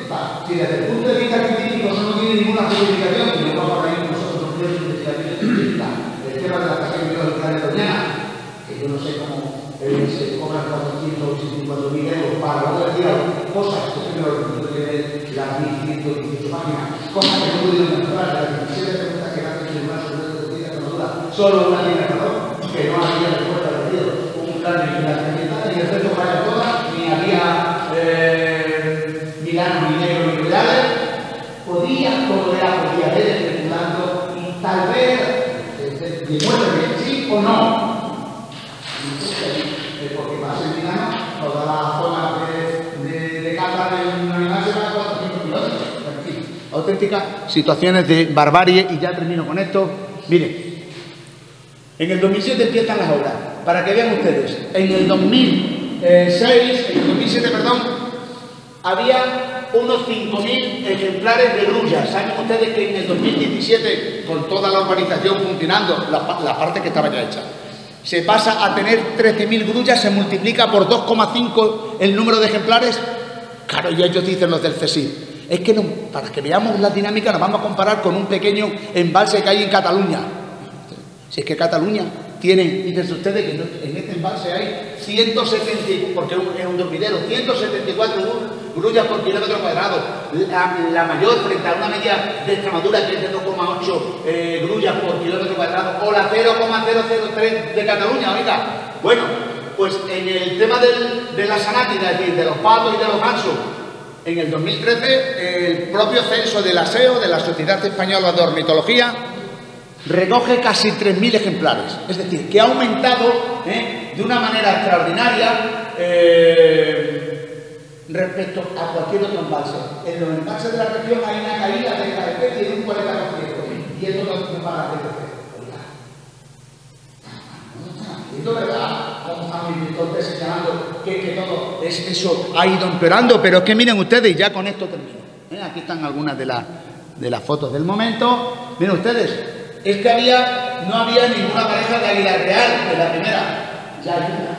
Águila imperial había una pareja, ya hay 4. Hasta el lince, como ustedes saben, se reproduce allí, que antes no existía, ha llegado hace 2 años. No estará siendo tan mal, a ver si ahora va a ser peor el remedio que la enfermedad. Bueno, miren ustedes, esta es la urbanización que no se puede ver bien aquí, miren, aquí va todo, y esto hace ya 3 años que lo lancé, un poco antes de la COVID, esta foto, estas hileras son las zonas de construcción perfectamente integradas siguiendo las curvas de nivel. Siento que tenía que tener un premio de urbanismo realmente, digamos, ¿cómo le diría yo?, de economía circular, ahora que están de moda. Miren, se llegan a través de estos buggies totalmente eléctricos. Miren, esto desde abajo, desde el embalse. Ustedes ven que tiene esta pantalla de vegetación, no vemos ninguna de las casas, o desde arriba tampoco lo vemos. Oiga, que es un modelo ejemplar esta aldea ecológica, como así se vende. Ahí está el pueblo, este es el hotel que está funcionando, esto es lo que queda aquí también funcionando, de las piscinas y de esta playa artificial, porque este ya es el embalse de fondo. Bueno, pues esto va a ser demolido. Sí, al principio el TSJ de Extremadura dijo que lo que estaba hecho se preservaba. Bueno, aquí son más efectos, ven ustedes, desde abajo, en cualquiera de las calles nunca se ve lo que hay arriba, y desde arriba estamos viendo todo el embalse, pero no vean de abajo tampoco, ni de abajo arriba, ni de arriba abajo. Perfectamente integrado el campo de gol. Igual, bueno, aquí ven ustedes, mira, mi hija que me acompañó hizo una foto, me dice, mira papá, un Bambi. Digo, niña, no utilices esa terminología, es un cervatillo, eso de Bambi. Claro, viene con... Han visto los dibujos animados que piensan que los animales se comunican como nosotros. Han humanizado. Pero bueno, dicho esto, miren ustedes, todo esto sí que se iba a demoler, porque era la parte que no estaba acabada cuando el Tribunal Superior de Justicia de Extremadura en el 2011 dice, párese y demólase esto. Y este, que es un hotel de 5 estrellas que estaba sin terminar, el Hotel Spa, con lo que iba a suponer, con 135 habitaciones, con un montón de empleo, pues también se va a demoler. Pero es que ahora el otro se iba a preservar. Hasta ni siquiera los tribunales tienen los mismos criterios. Oiga, esto es muy serio, ¿eh? El Tribunal Superior de Justicia de Extremadura dice que se salve, se basa en un informe que hice yo, lo recoge el auto, no es que yo lo diga, lo recoge el auto, el informe de Julián Mora, y dice que se salve lo que está construido y terminado, y que los demás se demuelan. Pero los ecologistas recurren, ADN se retira, sigue Ecologistas en Acción, y el Tribunal Supremo le da la razón a los ecologistas contra el TSJ. Y dice, demólase todo, demólase todo. Bueno, miren, el Corine, ya por terminar, esto es del 2006, justo antes de empezar la obra. Estos son los 14 municipios afectados por la cepa parcialmente, y 2006, 2012, que es cuando manda parar el Tribunal Superior de Justicia, 2018. Como ven ustedes, hay cambios del suelo. Pero miren ustedes lo positivo, ya termino. Miren, la superficie de matorral, superficie de matorral, y la superficie de bosques ha ido en aumento considerablemente. ¿Lo ven ustedes? ¿Por qué? Porque los pueblos de alrededor dejaron, los 14 municipios dejaron mucho esas tierras pequeñas de minifundismo, de agricultura de subsistencia, y se fueron a trabajar en la construcción del hotel, que pagaba mucho más, y entonces hay una regeneración natural. Con lo cual, al final tenemos que, si bien la cepa ocupa 7.200 hectáreas, la zona que se ha regenerado de manera natural por el abandono para trabajar ahí ha sido de incremento de 12.000 hectáreas. Bueno, y lo tengo que me lo sé de memoria. 12.000 hectáreas. Prácticamente se ha multiplicado la extensión de la cepa de manera de regeneración natural. O se ha multiplicado por 93,3 veces la restitución ambiental. Es decir, 93,3 veces la extensión de la isla. Porque la isla tiene 133 hectáreas. Por 93 veces sale las 2.000 hectáreas. Y hay por eso también ha habido un aumento de la fauna y de un paisajes de mayor interpretación en cuanto a la. Bueno, esto es el resultado que ustedes pueden considerar positivo o negativo. Positivo, ¿verdad? Partíamos de un espacio que mereciera el criterio de preservación ambiental. Ni en los años 50, ni mucho antes, porque era un terreno agrícola de economía de subsistencia, ni en los años 80, a partir de ahí, con el tema de la explotación forestal. Y no lo vea. No me dice que esto es un espacio que tiene que ser protegido. Si la propia directiva comunitaria, la propia directiva comunitaria de protección ambiental dice que para ser declarado un espacio como protegido tiene que reunir al menos 4 características: singularidad, rareza, excepcionalidad y vulnerabilidad. ¿Se dan esas 4? En ninguna de las 4. ¿Qué estamos haciendo? Nos estamos flagelando. Y claro, esto significa que la especie realmente tendría atención que sea cuando podemos convivir el ser humano y su naturaleza y la naturaleza, que además se retroalimentan y se necesitan. Sí, dígame. Hola, profesor. Encantado y enhorabuena por toda su exposición. Valdecañas fue un despropósito desde el origen, independientemente de toda la problemática que ahora está en torno a ella. Pero me preguntaba al factor social de Extremadura desde los años 60-70, cuando se produjo la gran emigración de nuestros seres queridos, que todos tenemos gente, sobre todo a Barcelona y a Madrid. Entonces, ¿Extremadura tenía parajes protegidos entonces en los años 50, 60, 70? ¿No cree usted que la situación de despoblación es muy anterior a todos los datos que usted está exponiendo y que la realidad de la despoblación de Extremadura se debe quizás a aquella época tan dramática para Extremadura que fueron los años 70, porque era prácticamente todo el pueblo analfabeto? Todos hemos visto Los Santos Inocentes. Esa era la realidad de Extremadura. Valdecañas es un despropósito. Revertir la situación quizás sea muy difícil, pero circunscribirlo todo a que toda la problemática de Extremadura es por la cantidad de espacios protegidos que tiene ahora, y en los años 60 no los tenía y la gente se fue. Entonces, creo que el problema viene de aquella época. Ahora que las autoridades y la legislación europea y toda la normativa de Red Natura 2000 y todo ha afectado mucho más, sin duda, los datos usted lo ha aportado. No me cabe la menor duda de que tiene usted toda la razón en ese aspecto. Pero la despoblación que ha sufrido Extremadura, sobre todo se debe a los años 60 y 70. ¿Y por qué? Porque toda la industria de este país se concentró en el norte de España y en el Levante. Y toda la administración se centró en Madrid. Entonces, que hay que revisar todo lo que es el sector de protección medioambiental, y hay que, como bien ha dicho, es mejor ser ambientalista que no ecologista, y mejor compatibilizar todos los sectores. Creo que el error se produjo en aquella década, independientemente del desastre de Valdecañas que ha sentado un precedente muy grande.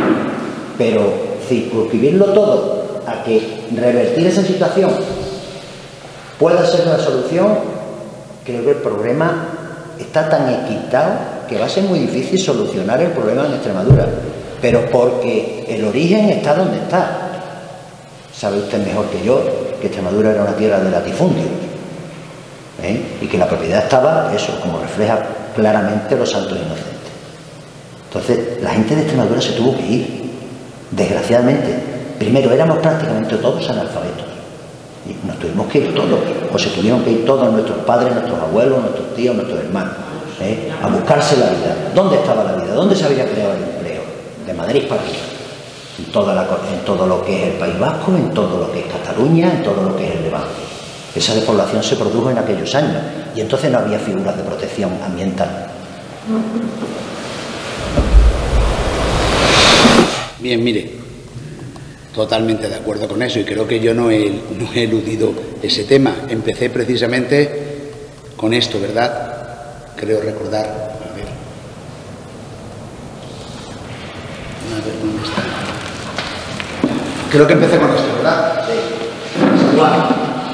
Extremadura fue una región que en los años 60 fue, digamos, beneficiada porque hubo unos polos de desarrollo, que son la aplicación de las teorías económicas de Mercus y Ludelis, que se aplicaron en Francia.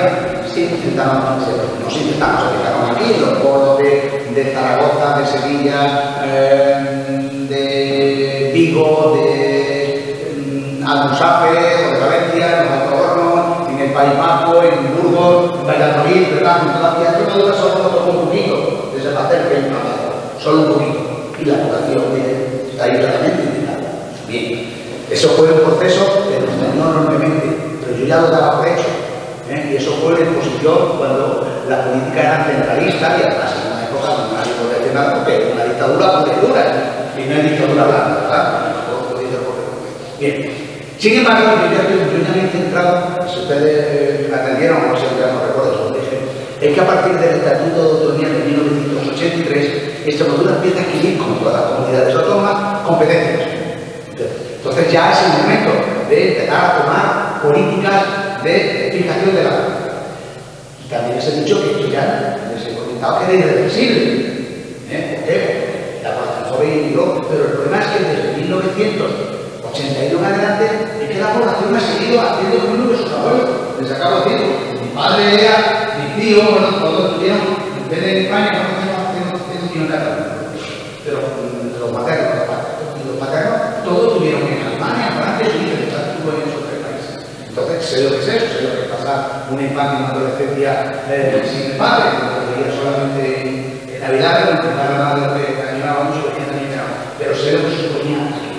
Y entonces, claro, que el origen arranca ahí, pero luego, después, la posibilidad de haberlo revertido la situación, porque es que ya no es la población, no, es la parte económica. Y que Extremadura se ha ido alejando cada vez más, a pesar de la cuantiosa cantidad recibida de fondos europeos, vía FEOCA, vía FEDER, vía Fondo Social Europeo, vía IPO, hemos recibido mucho dinero. Es verdad que tenemos unas infraestructuras magníficas, que son antihipotecadas.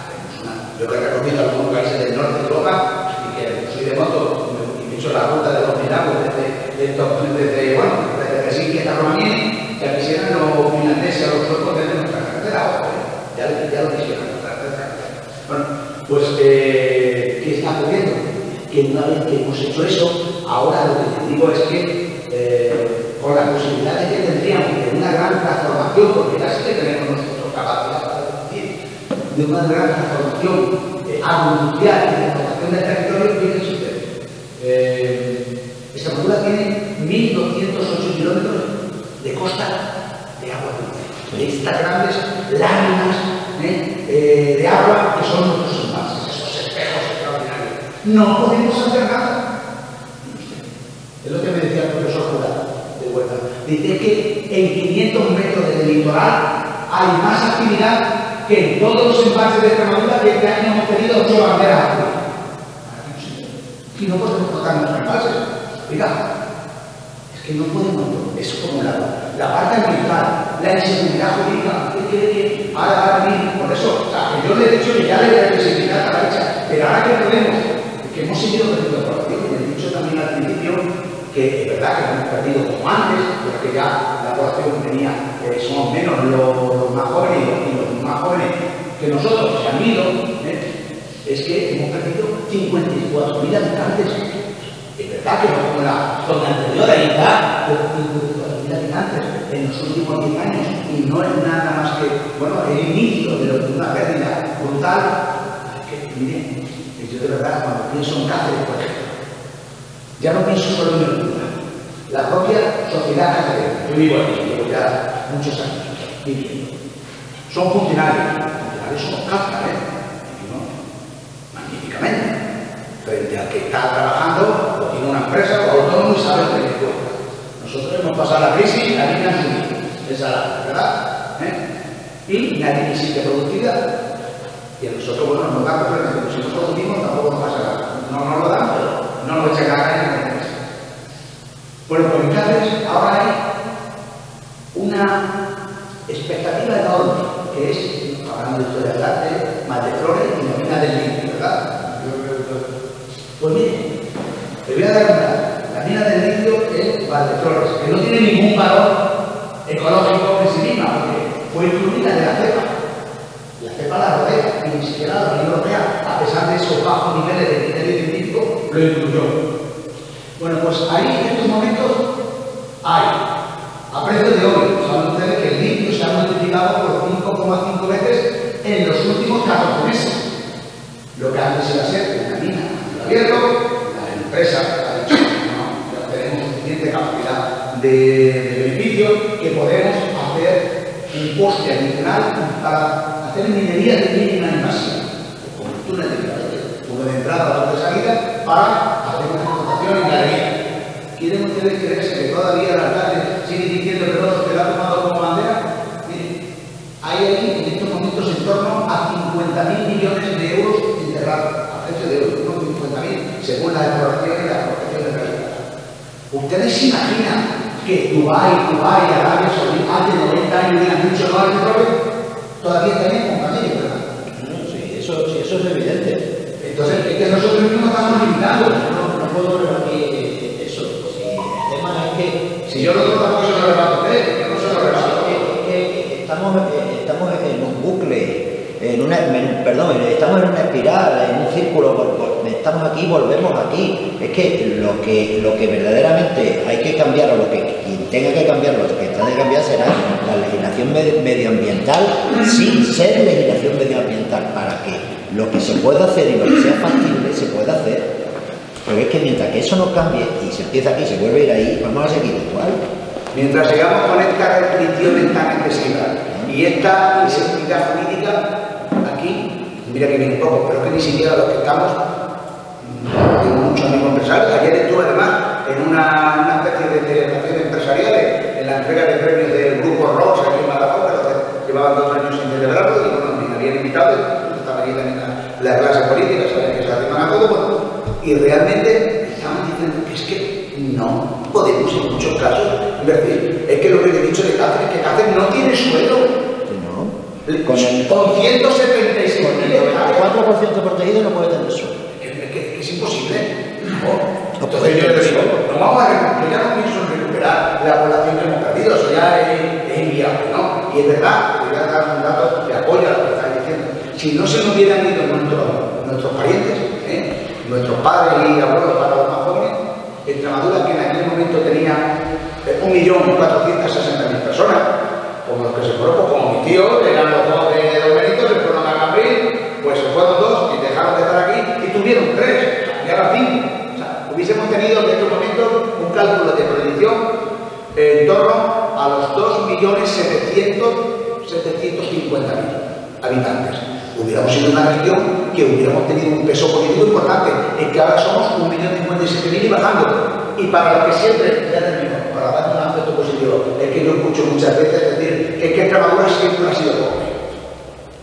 Cuando en 1800, ¿qué creen ustedes? ¿Extremadura era más pobre que la media española? Era la 4ª región más rica. La 4ª región más rica. En 1850 empieza a caer, ¿por qué? Porque llegó la segunda revolución industrial, que en España fue la primera. Nosotros, fíjense que, por ejemplo, Don Benito, que yo procedo, era más grande, no solo que Badajoz o que Cáceres, sino que Bilbao, que San Sebastián, que La Coruña.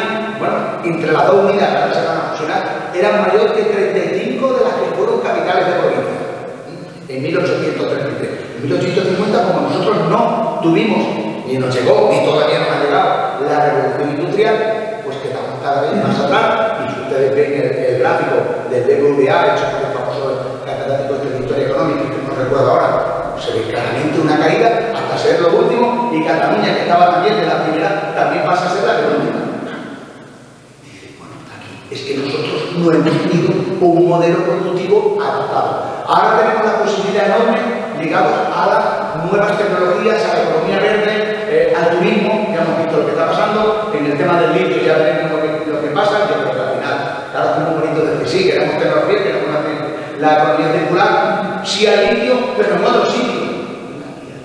Si se mantienen las medidas de evaluación de impacto ambiental, en primer lugar, y se establece la medida de corrección y la medida compensatoria, ¿por qué no?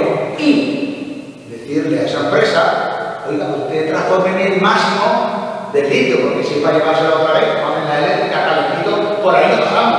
Tiene que generar ahorro de energía y riqueza y empleo. Claro, eso es. Pero no pudiera hablarle, es que yo no quiero, yo no me siento a negociar, ¿verdad? Vamos a negociar. Aquí, exactamente. Aquí. Bueno, pues. Muy bien, pues. Bueno, aquí la pregunta. Por favor, si les Que no, muy breve, yo ya te digo sí o no. Nos obligan a las 11, nos obligan a cerrar. Venga, nada. tengo dos preguntas. La primera es que, sabiendo sobre los datos que voy a hacer, no pienso que la liga del problema de fotográfico y su computadora, ¿qué porcentaje de responsabilidad le aplica a usted a esa política? Y la segunda, es más consultoría, ¿qué opina sobre el proceder de los Pues mire, yo de la clase política no puedo echar la culpa. Tiene, hombre, evidentemente que no tiene la misma responsabilidad que el resto de la sociedad, pero la clase política la ponemos nosotros. Yo no son paracaidistas que han llegado de fuera, son de nuestro entorno, son de nuestro trato, de diferentes tratos sociales, están ahí. Si están sin una suficiente cualificación, no es culpa de ellos, será culpa nuestra, ¿no? Entonces, yo creo que hay una parte que es de ellos, pero también más nuestra. No exigir un cierto rigor o el hecho incluso de que haya debate como el que estamos teniendo aquí. Y por otro lado, el tema de opino yo de disciplina, me parece que las asociaciones ecologistas son muy necesarias. Ahora, cuando llegan a planteamientos estrictamente radicales para vivir exclusivamente de las subvenciones y hacer propuestas que van desencaminadas, donde, fíjese, yo he sido presidente del Parque Nacional de Montaña, aprobamos el PRUF. Estaba para 4 años, la carrera en inglés y dije nada a la prensa y yo me fui. Se puso la vicepresidenta, proyecto, el plan rector de objetivo, que como aprobar el plan general municipal de urbanismo. Se consiguió todo. Ampliamos a 4.000 hectáreas de suelo ya público, porque compramos a los propietarios en la aprobación de los 42 votos que estábamos, solo 2 votaron en contra, por el resto de los alcaldes del PC, de Izquierda Unida, que era el de Torrejón Rubio, los 3 del PSOE, los 3 del PP, los propietarios agrarios, los del turismo, todos estamos de acuerdo con la necesidad de aquello. Pues solo se opusieron los ecologistas. ¿Saben cuál era el argumento? Que es que no había por qué proteger a la población, que si la población tenía que irse, que se fuera, que obsesión tenía yo con la población. Que un parque nacional tiene como objetivo simplemente la flora y la fauna.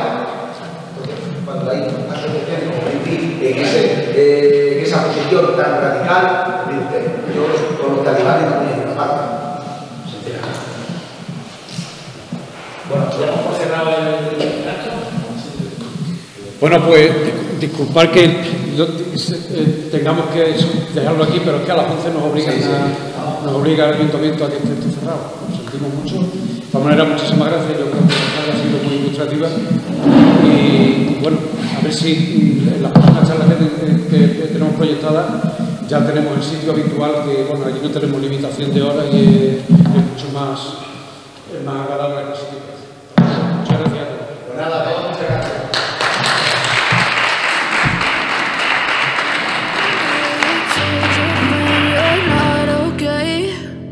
Tell me what's wrong and why you never said you felt that way. And guess you're trying to stay strong and fake a smile until I look away.